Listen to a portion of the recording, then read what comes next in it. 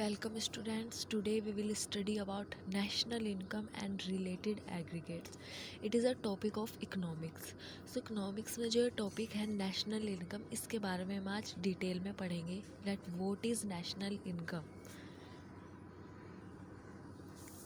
National income is the sum of total of factor incomes earned by the normal residents of a country during the period of an accounting year.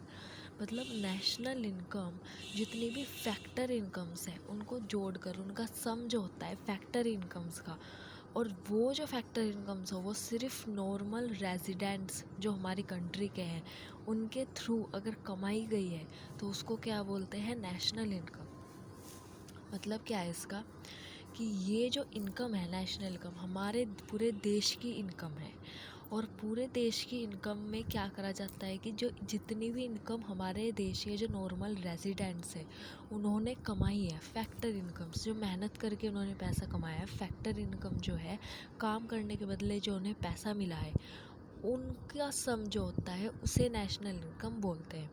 इसमें किसी भी तरह की transfer income नहीं include होती, like pensions या lottery, इस तरह की ट्रांसफ़र इनकम नहीं इंक्लूड होती। इसमें सिर्फ फैक्टर इनकम मतलब जो काम करके कमाया हुआ पैसा है वो इंक्लूड होता है नेशनल इनकम में। और ये दो कंडीशन है कि जो वो पैसा है वो भी जो नॉर्मल रेजिडेंट्स हैं हमारी कंट्री के उन्हीं के थ्रू कमाया गया हो।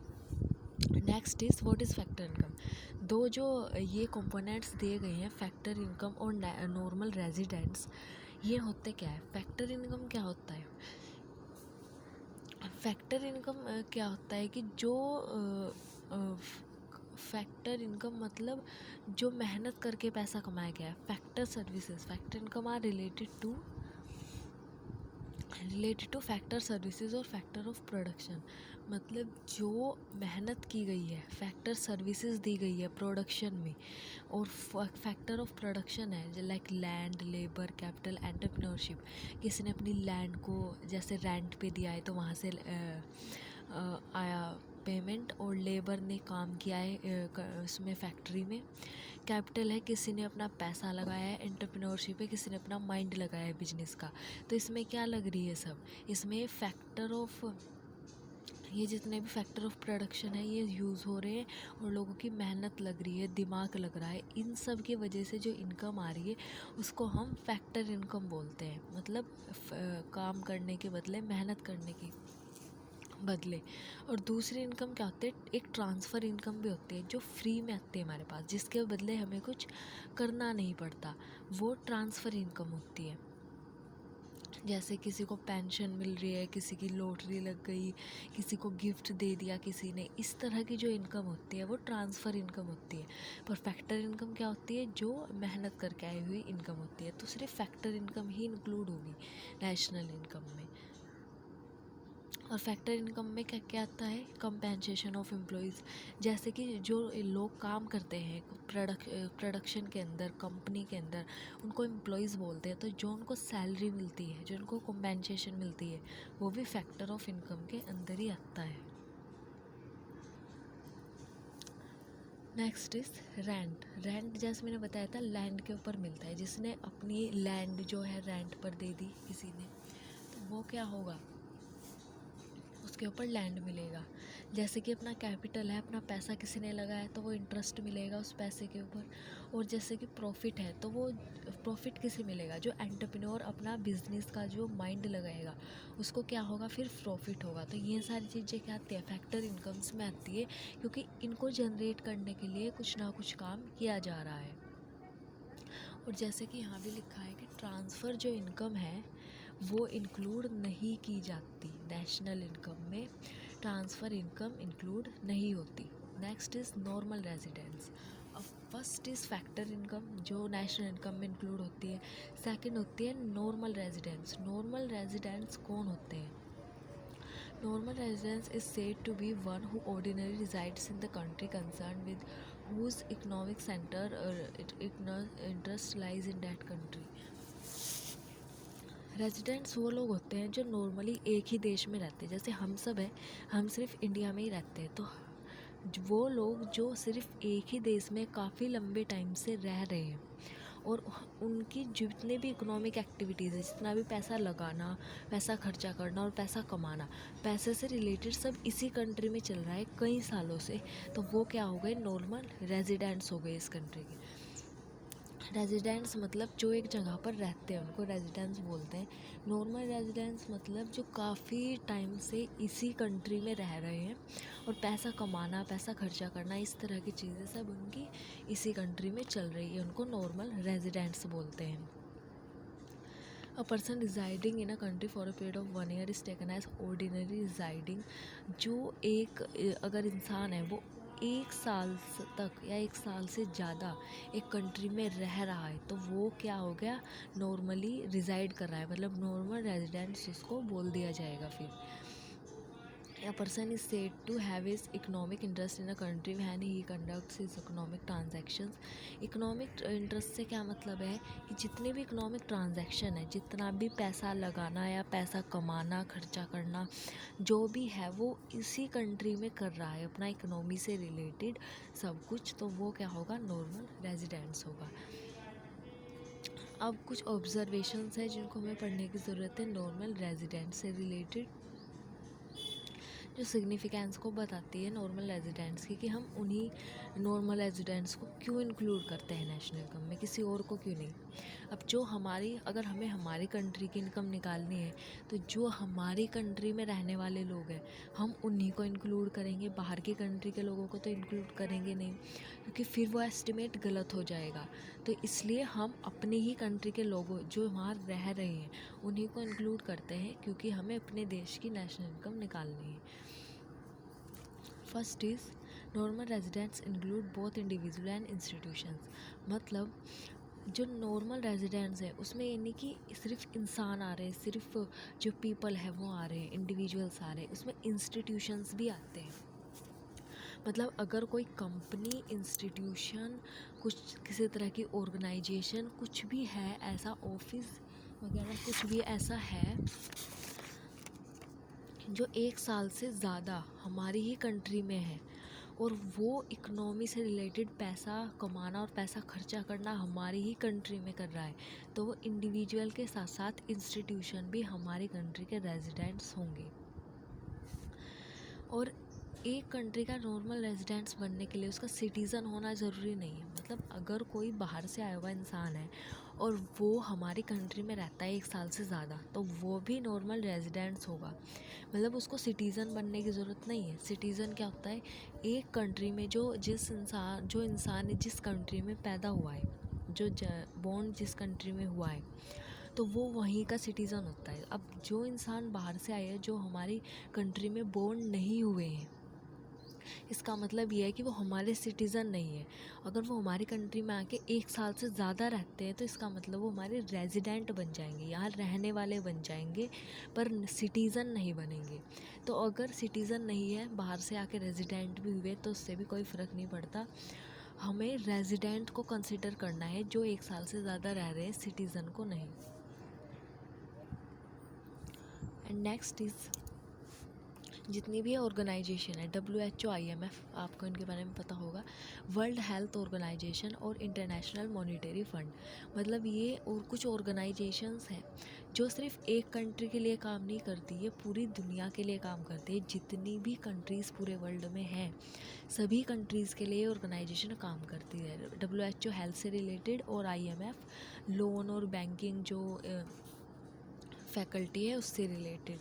तो ये दोनों क्या है कि पूरे ही दुनिया में जितनी कंट्रीज़ हैं उन सब के लिए काम करते हैं, सिर्फ एक कंट्री के लिए काम नहीं करती। तो अगर ये किसी कंट्री में है तो इनको उस कंट्री का नॉर्मल रेजिडेंट्स नहीं माना जाएगा, क्योंकि ये इंटरनेशनल ऑर्गेनाइजेशंस है। नेक्स्ट इज़, अगर नीचे जितने भी ये पर्सन्स हैं इनमें से कोई भी नॉर्मल रेजिडेंट्स के जैसे कंसिडर नहीं होंगे। कौन है? अगर फॉरेन विजिटर्स आए हैं, recreation, holiday, medical treatment, studies, conference और स्पोर्ट्स, मतलब इन सब चीज़ों के लिए अगर कोई फॉरेन विजिटर्स आए हैं, बाहर से जो लोग आए हैं, अगर इन सब चीज़ों के लिए आए हैं, क्योंकि यहाँ वे पैसा नहीं कमा रहे हैं, यहाँ सिर्फ या तो हॉलीडे बनाने आए हैं, या मेडिकल ट्रीटमेंट लेने आए हैं, या अपनी स्टडीज़ के लिए आए हैं। कॉन्फ्रेंसेस और स्पोर्ट्स, जैसे क्रिकेटर्स बाहर से आते हैं, वे पैसा तो नहीं कमा रहे यहाँ किसी चीज़ तरह से आके, वे अपने काम करने के लिए आए हैं, तो वे नॉर्मल रेजिडेंट्स इस कंट्री के नहीं कहलाए जाएंगे। क्रू मेंबर्स फॉरेन वेसल्स, मतलब फॉरेन वेसल्स होते हैं, जैसे शिप्स आते हैं बाहर से, यहाँ शिप्स आते हैं और उसमें जो क्रू मेंबर्स होते हैं तो वे यहाँ के रेजिडेंट्स नहीं कहलाए जाएंगे, क्योंकि वे काम तो दूसरे ही देश के लिए कर रहे हैं। वे हमारे देश में पैसा नहीं कमा रहे, हमारे देश के लिए पैसा नहीं कमा रहे।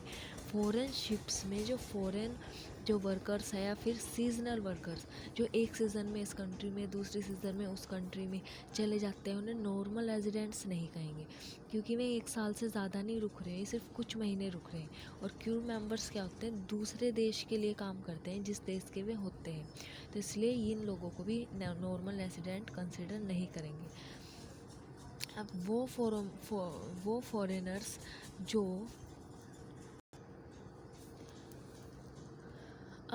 फॉरेनर्स जो उन एंटरप्राइजेस के एम्प्लॉयज़ हैं जो कि हमारे रेजिडेंट्स हैं ही नहीं।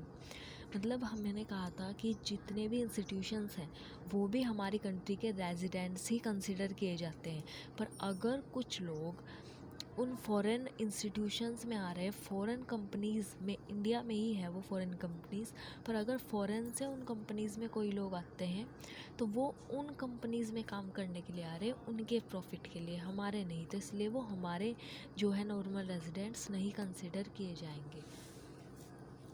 और नेक्स्ट इज़ बॉर्डर वर्कर्स।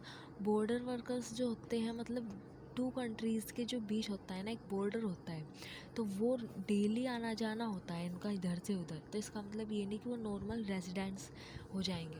उसमें क्या होगा कि जिस कंट्री के वो रेजिडेंट है, जिस कंट्री के लिए वो काम करते हैं, उसी कंट्री के रेजिडेंट होंगे वो, और इसी कंट्री के सिटीज़न होंगे।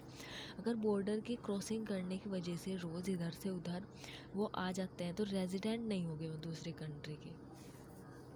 Next is official diplomats and members of armed forces of foreign country are treated as normal residents of the country to which they belong. मतलब हमारे यहाँ क्या होता है कि डिप्लोमेट्स या फिर आर्म फोर्सेस भी दूसरे देश से हमारे यहाँ आ जाती है।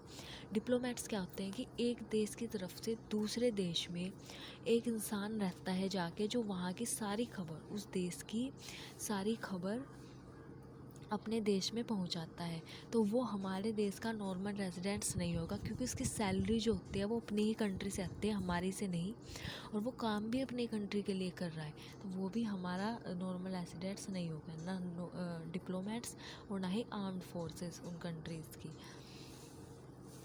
Normal residents of our country includes, क्या क्या आता है हमारे नॉर्मल रेजिडेंट्स में, सिटीजन्स, जो हमारी कंट्री में सिटीजन्स हैं, मतलब हमारी कंट्री में ही जो पैदा हुए हैं, बोर्न हुए हैं हमारी तरह, और जब से हमें बोर्न हुए हैं तब से इसी देश में रह रहे हैं, तो वे सिटीजन्स भी हैं कंट्री के, और हमारी जो कंट्री है उसके रेजिडेंट्स भी हैं। सिटीजन्स ऑफ अदर नेशंस, मतलब जो दूसरी कंट्री के लोग हैं पर वो काफ़ी लंबे टाइम तक हमारी ही कंट्री में रह रहे हैं, वो कमा भी हमारी कंट्री में रहे हैं और खर्चा भी हमारी कंट्री में कर रहे हैं, दोनों चीज़ जो कर रहे हैं वो भी हमारे नॉर्मल रेजिडेंट्स होंगे। Next is citizen of our country working in international organisation. मतलब अगर इंटरनेशनल ऑर्गेनाइजेशन में भी कोई काम कर रहा है पर वो सिटीज़न हमारी कंट्री का है, हमारी ही कंट्री में किसी इंटरनेशनल ऑर्गेनाइजेशन का हेड क्वार्टर है किसी स्टेट में, और वो हमारा सिटीज़न अगर उस ऑर्गेनाइजेशन में जाके काम करता है तो वो हमारी ही कंट्री का रेजिडेंट होगा, क्योंकि वो रह भी हमारी कंट्री में रहा है, कमा भी हमारी कंट्री में रहा है, और क्या बोलते हैं, उसका जो नॉर्मल जो खर्चा है वो भी हमारी ही कंट्री में हो रहा है, इसलिए वो भी क्या होगा, हमारा ही रेजिडेंट्स होगा। Citizens of our country who are living abroad but for a period of exceeding 1 year whose economic centre interest lies in their home. मतलब हमारे सिटीजन्स कुछ हैं जो कि अब्रोड रह रहे हैं, पर इसका मतलब ये नहीं है कि वो मतलब बाहर के रेजिडेंट्स हो गए। अगर 1 साल से कम टाइम तक कोई बाहर रहता है हमारे कंट्री का रेजिडेंट्स, तो फिर वो उसका रेजिडेंट नहीं होगा, वो हमारा ही रेजिडेंट होगा, क्योंकि अभी वो सिर्फ 1 साल से कम रहा है। अगर कोई 1 साल से ज़्यादा रहता है जाके, तब वो उस कंट्री का रेजिडेंट होता है।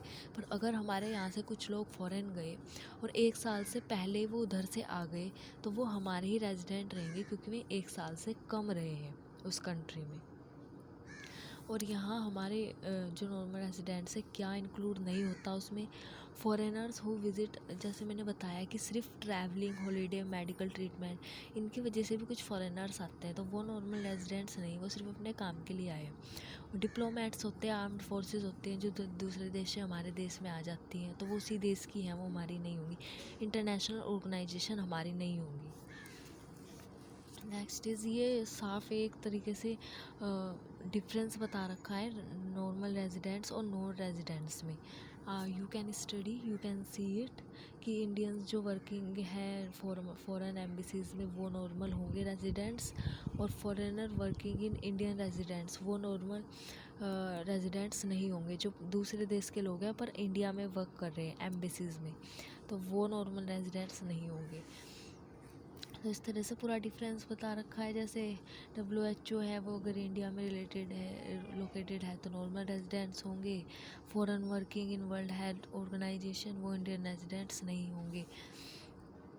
अगर वर्ल्ड हेल्थ ऑर्गेनाइजेशन में कोई फॉरेनर काम कर रहे हैं, क्योंकि वो तो फॉरेनर है ना, वो अपनी कंट्री में काम कर रहे हैं। Local people working in the office, अगर IMF भी है पर वो हमारी कंट्री में है, तो वो हमारी लोकल पीपल होंगे, पर वो अगर दूसरे कंट्री के लोग उसी में काम कर रहे हैं, तो वो हमारी कंट्री के नहीं होंगे।